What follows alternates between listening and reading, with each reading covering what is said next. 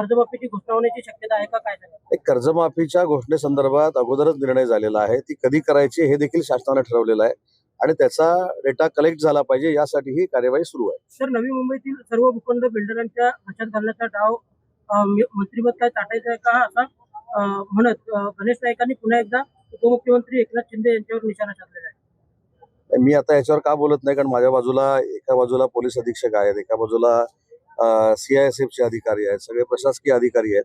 त्याच्यामुळे मला राजकीय बोलणं उचित वाटत नाही.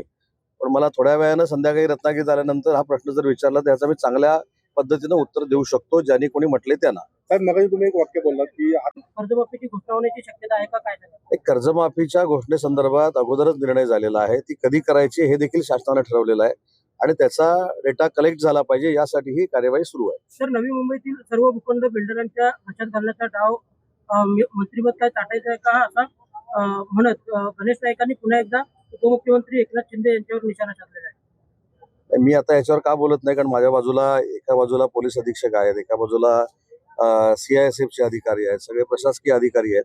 त्याच्यामुळे मला राजकीय बोलणं उचित वाटत नाही.